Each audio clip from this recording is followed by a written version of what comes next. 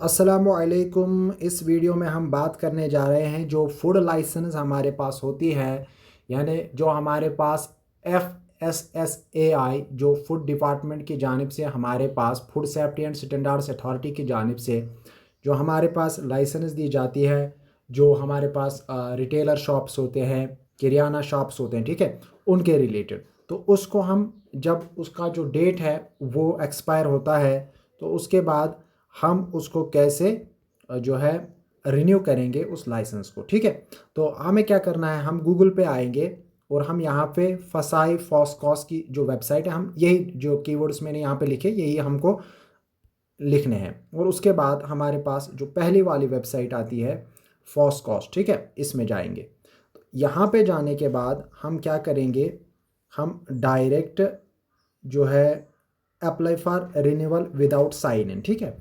ये कौन लोग कर सकते हैं? जो apply for renewal without sign in वही लोग कर सकते हैं जिनको जो लाइसेंस है जो एक्सपायर हुई है उसमें अपना मोबाइल नंबर, आधार वगैरह जो है वो अपना हो और जो मोबाइल नंबर है वो एक्टिव हो, यानी वो वर्क कर रहा हो, ठीक है। अब हम अप्लाई विदाउट साइन इन पे क्लिक करेंगे, ठीक है।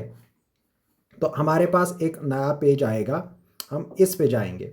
यहाँ से थोड़ा सा टाइम लगाता है, कभी वेबसाइट जो है वो स्लो होती है, तो यहाँ पे हम थोड़ा सा पेशेंस शो करेंगे। और उसके बाद अब हमें यहाँ पे डिटेल्स देनी है।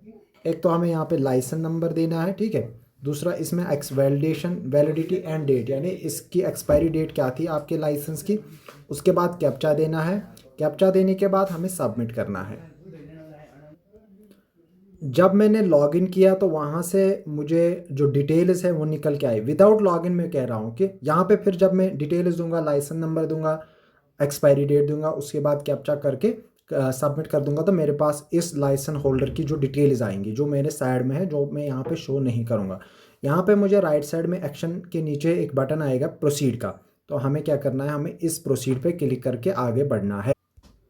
आपके पास यहाँ पे आएगा कि जो लाइसेंस नंबर है, जो कंपनी नेम है, जो कंपनी होल्डर नेम है वो क्लियर है, तो आपने यहाँ पे यस करना है। जब हम इसको कंफर्म करेंगे, यस पे क्लिक करेंगे, तो हमारे पास एक पूरा का शीट निकल जाएगा जो हमने एप्लीकेशन इससे पहले फिल की होती, या जो ऑलरेडी ये लाइसेंस की एप्लीकेशन होती है ओल्ड, वो यहाँ पे शो होगी, उसमें पूरी डिटेल्स शो होंगी। अब हमें यहाँ पे क्या करना है, अब यहाँ पे हमें खाली आई डिक्लेयर पे क्लिक करना है और उसके बाद सेव नेक्स्ट, ठीक है।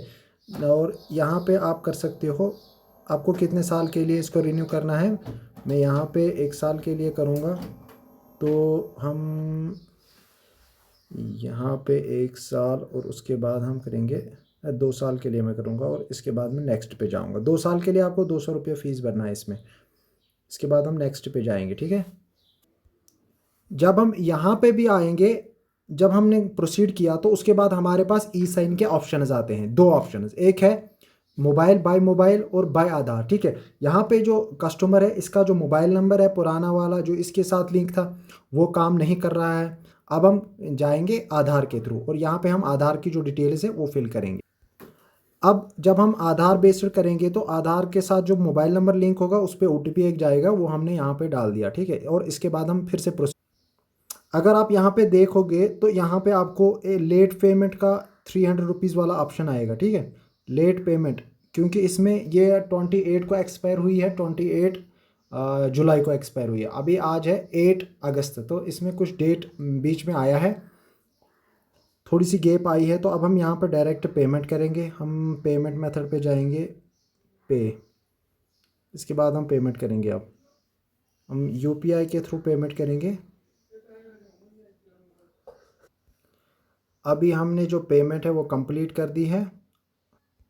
पेमेंट कंप्लीट करने के बाद अब जो ये पेज है ये ऑटोमेटिक जो है ये कंफर्म करेगा पेमेंट को, और उसके बाद ये रिडायरेक्ट हमें वापस लेके जाएगा अपनी जो वेबसाइट है वहाँ पे। यहाँ पे आप देख सकते हो certificate has been renewed, copy is available under dashboard. इस तरह से हमारी जब आप करोगे तो आपकी जो सर्टिफिकेट है वो फिर इसी डैशबोर्ड में आएगी और आप उसको डाउनलोड कर सकते हो। यहाँ से मैं क्या करूँगा, मैं इसको ओपन करूँगा रिसेप्ट को। इस तरह से हमारी जो लाइसेंस है वो कंप्लीट हो गई है, ठीक है। और हम इसको अब दोबारा से जो है डाउनलोड कर सकते हैं। Thank you very much.